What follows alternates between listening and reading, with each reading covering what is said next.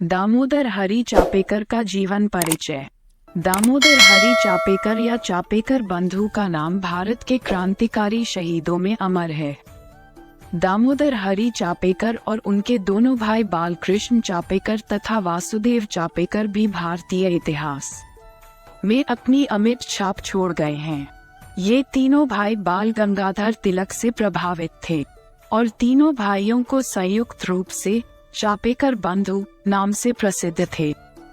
चापेकर बंधु महाराष्ट्र के पुणे के पास चिंचवड़ नामक गांव के निवासी थे। दामोदर पंत चापेकर का जन्म 25 जून 1869 को पुणे के ग्राम चिंचवड़ में प्रसिद्ध कीर्तनकार हरिपंत चापेकर के ज्येष्ठ पुत्र के रूप में हुआ था।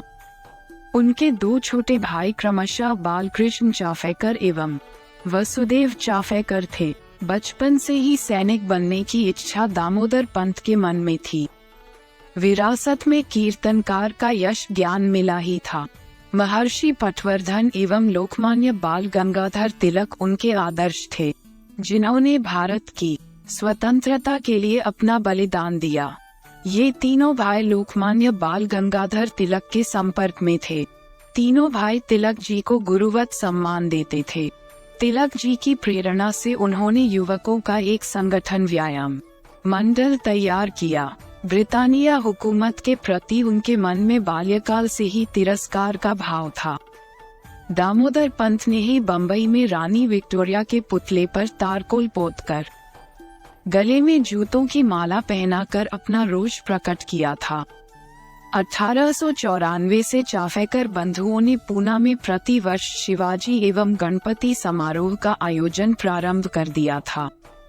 इन समारोहों में चापेकर बंधु शिवाजी श्लोक एवं गणपति श्लोक का पाठ करते थे।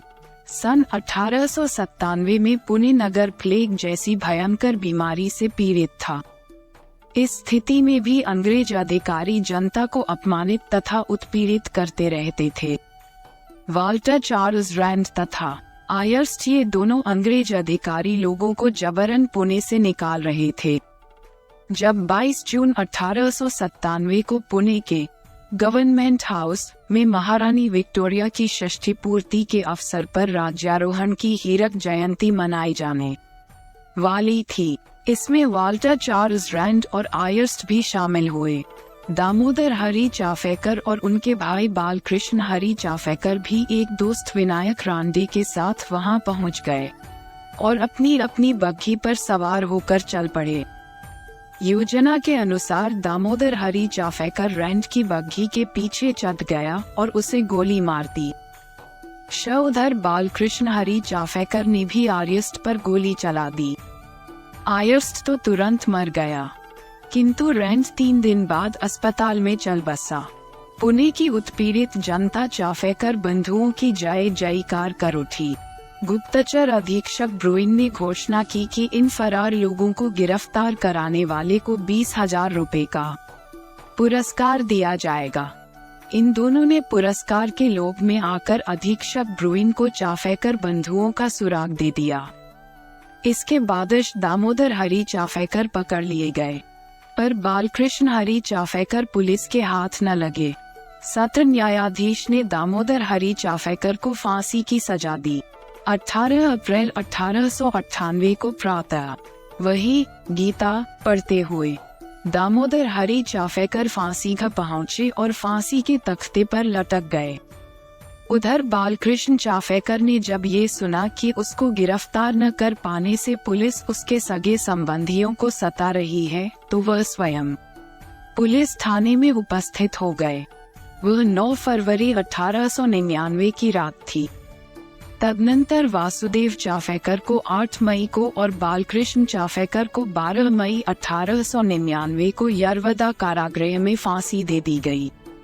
बालकृष्ण चापेकर सन 1873 में और वासुदेव चापेकर सन 1880 में जन्मे थे। इनके साथी क्रांतिवीर गोविंद विनायक रांडे को 10 मई 1899 को यरवदा कारागृह में ही फांसी दी गई। तिलक जी द्वारा प्रवर्तित शिवाजी महोत्सव तथा गणपति महोत्सव ने इन चारों युवकों को देश के लिए कुछ कर गुजरने हेतु क्रांति पथ का पथिक बनाया था। इस प्रकार अपने जीवन दान के लिए उन्होंने देश या समाज से कभी कोई प्रतिदान की चाह नहीं रखी।